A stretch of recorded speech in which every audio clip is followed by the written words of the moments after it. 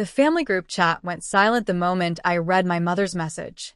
Everyone is welcome to Grandpa's 75th birthday, except Emily. Emily, my 5-year-old daughter.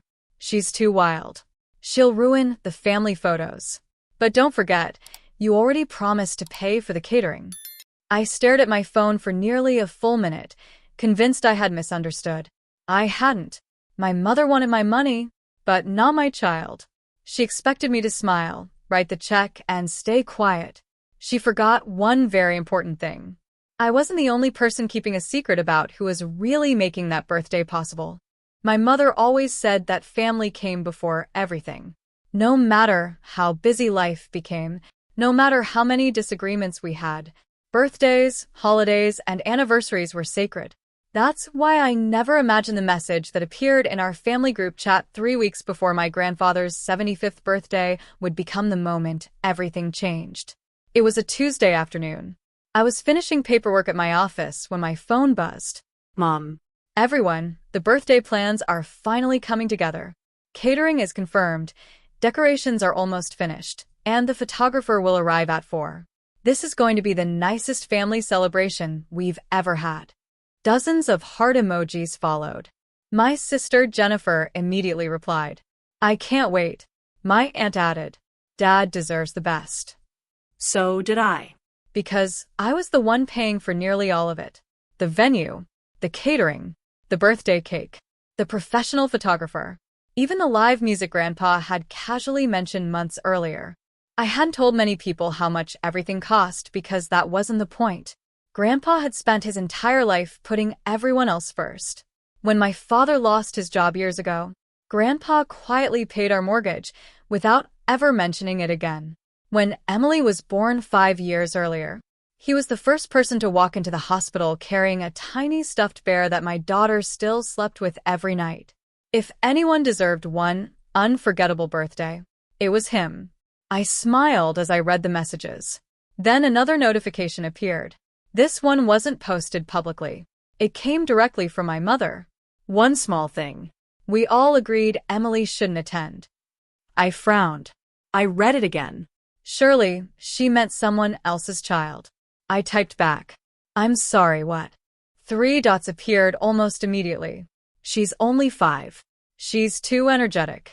We want peaceful family photos, and she's too wild. She'll ruin them." I stared at the screen. Emily? My little girl? Yes. She laughed loudly. She asked endless questions. She loved spinning in circles whenever music played. But she also hugged everyone she met. She said, "Thank you," without being reminded. She insisted on making birthday cards for every relative, even distant cousins she barely knew. She wasn't wild. She was 5. I called my mother before I had time to overthink it. She answered cheerfully. "Oh, good, you saw my message." I did. There was a long silence before I finally asked, "You're seriously telling me my daughter isn't invited to Grandpa's birthday?" "It's only one afternoon," she replied. "Mom, we've already talked about it." "Who exactly is we?" Jennifer agrees. Your aunt agrees. Everyone thinks it'll be easier. Easier for who? For everyone. I felt something tighten in my chest. Emily loves Grandpa. I know. She's been drawing him birthday pictures for 2 weeks. I know. Then how can you possibly think this is okay? My mother's voice became colder. You always take everything personally. No. I simply want one event where people aren't chasing a child around. I looked across my office toward the framed photograph sitting beside my computer. It showed Grandpa sitting on the porch swing with Emily asleep against his shoulder after last Thanksgiving dinner. He looked happier in that picture than I'd ever seen him. Does Grandpa know? Another pause. We didn't think it was necessary to upset him. That answered everything. He had no idea. "You'll still be coming, won't you?" my mother asked. "And don't forget the final catering payment is due next Friday." There it was. The part that hurt even more than excluding my daughter. My money was still invited. My child wasn't. I ended the call a few minutes later, without arguing, without yelling, without making threats. Jennifer texted me an hour later. "Please don't make this into a big family drama. Mom's just trying to make everything perfect." Perfect. I drove home that evening thinking about that word. When I walked through the front door, Emily came running toward me wearing a paper birthday crown she'd made herself. "Daddy," she shouted. "Look." She proudly held up a handmade birthday card covered in crooked glitter letters. Across the front she'd written, "Happy birthday, Grandpa. I love you forever." I smiled. Then I had to turn away for a second so she wouldn't see the tears gathering in my eyes. That night, after Emily had fallen asleep, my wife quietly asked, "What are you going to do?" I looked toward the dining room table where every receipt, every contract, and every payment confirmation for Grandpa's birthday celebration was neatly stacked inside a single folder. Then I closed it. If they want my daughter excluded from the celebration I'm paying for, I looked back at the folder one last time. Then maybe it's time they discovered exactly who is making that celebration possible in the first place. I didn't cancel anything that night, or the next morning, or even the day after that. Instead, I smiled. I answered every family text. I let everyone believe the birthday party was moving forward exactly as planned. Because sometimes the loudest response is silence. The family group chat stayed busy all week. My mother kept sharing decoration ideas. Jennifer uploaded pictures of centerpieces. My aunt asked whether the photographer could take individual family portraits before dinner. Every message ended with some version of, "This party is going to be perfect." I replied to every one of them, "Looks great. Sounds good. I'll take care of it." No one suspected a thing. At home, though, I couldn't stop thinking about Emily. She had no idea she'd been uninvited. Every afternoon after kindergarten, she sat at the kitchen table coloring another picture for Grandpa. One day it was balloons. The next day it was dinosaurs wearing birthday hats because Grandpa always laughed at her silly drawings. She kept asking the same question, "Daddy, do you think Grandpa will like this one better?" Every time, I smiled and said yes. Then I walked into the laundry room afterward so she wouldn't see my face.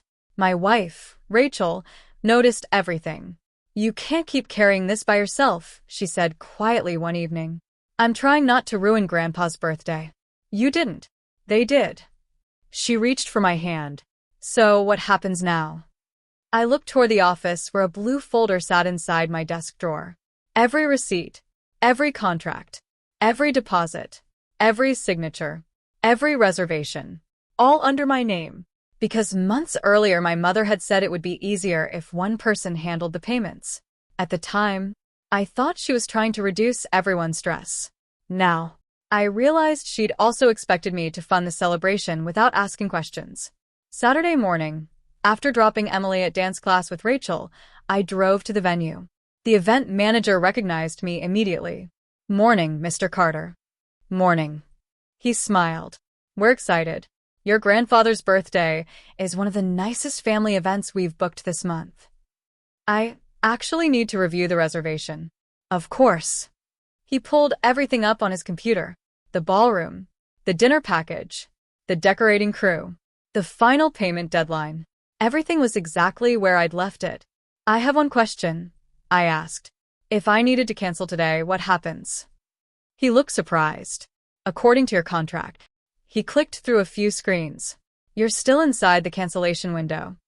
So the reservation can be canceled?" "Yes." "And the deposit?" "Partially refundable." I nodded slowly. "Thank you." I walked back to my car without making a decision. Or at least, that's what anyone watching would have believed. The first phone call lasted less than 2 minutes. "Hello, this is Lakeside Ballroom. This is Daniel Carter." "Yes, Mr. Carter. I'd like to cancel reservation number 8147. There was a brief pause. "May I ask why?" "Our family plans have changed." "I understand." No arguments. No drama. Just confirmation. Then I called the caterer, the florist, the bakery, the photographer, the jazz trio Grandpa loved. Every single reservation had one thing in common. My name, my signature, my credit card.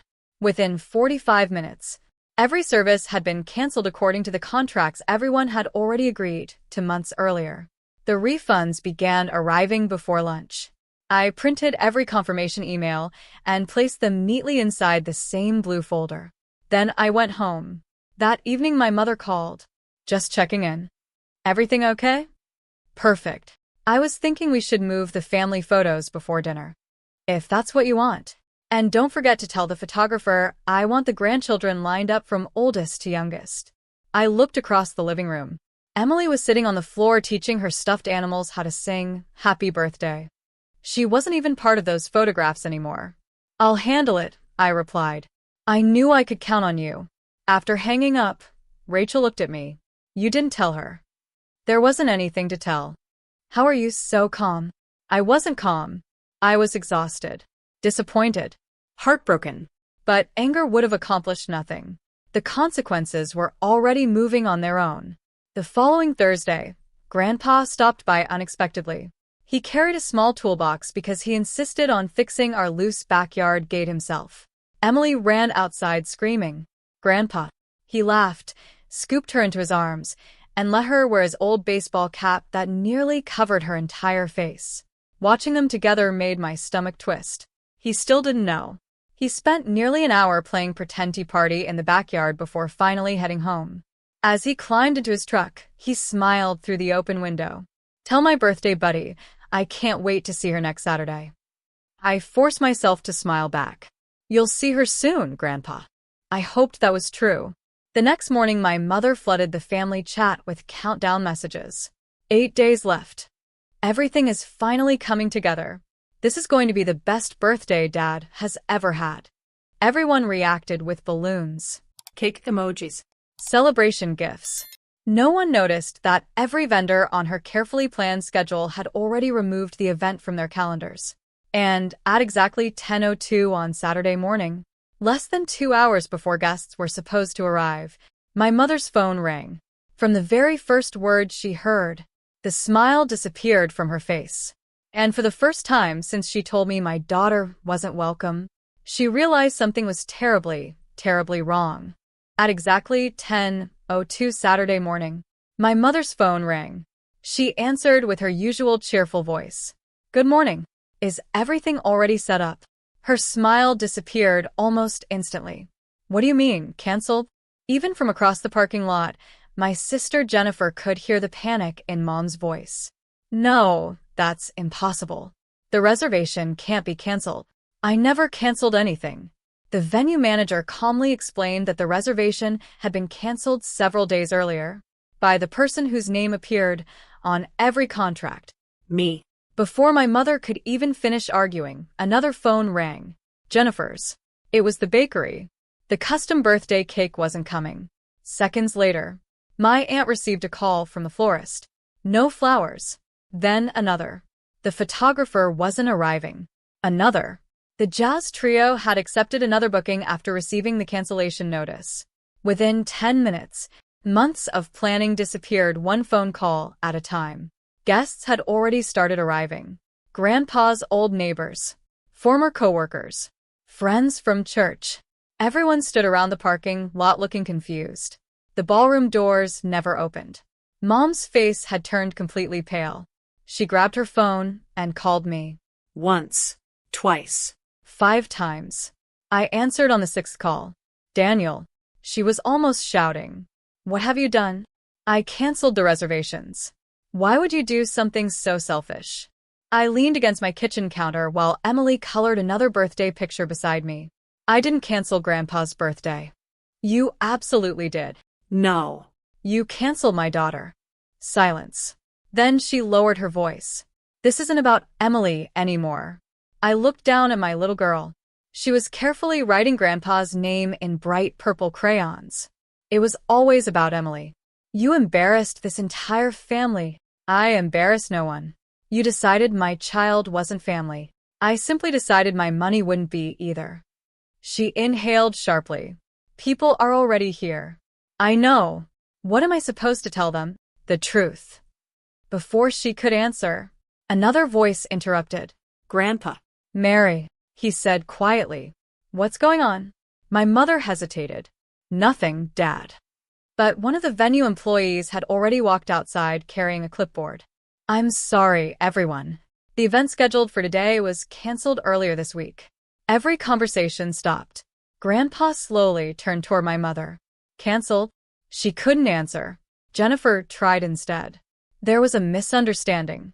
Grandpa looked from one face to another. Finally, he asked the only question that mattered. Where's Emily? No one spoke. He frowned. I asked where my great-granddaughter is. Mom finally whispered. We thought it would be better if she stayed home. Grandpa blinked. You what? She gets excited. We wanted peaceful family pictures. For several seconds, he simply stared at her. Then he shook his head.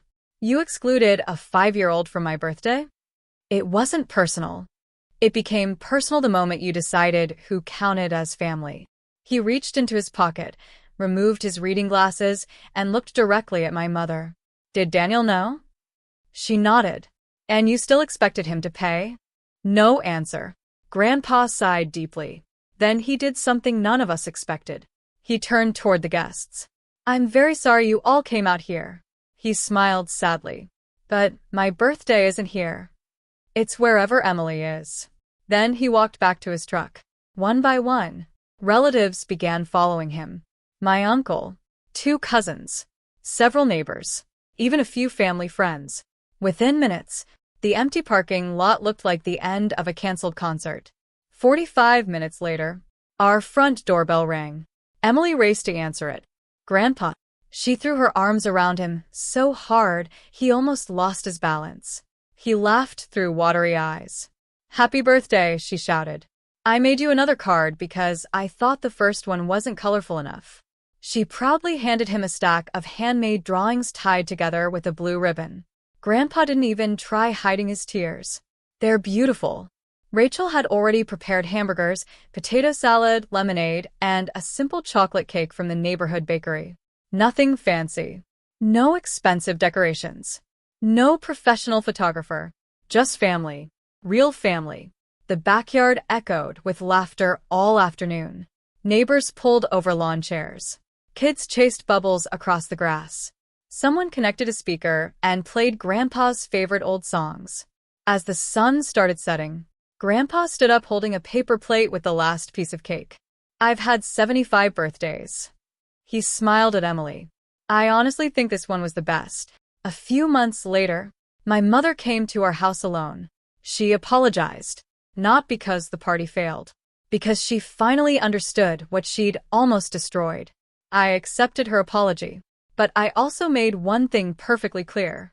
No celebration, no family tradition, no photograph will ever be more important than my daughter.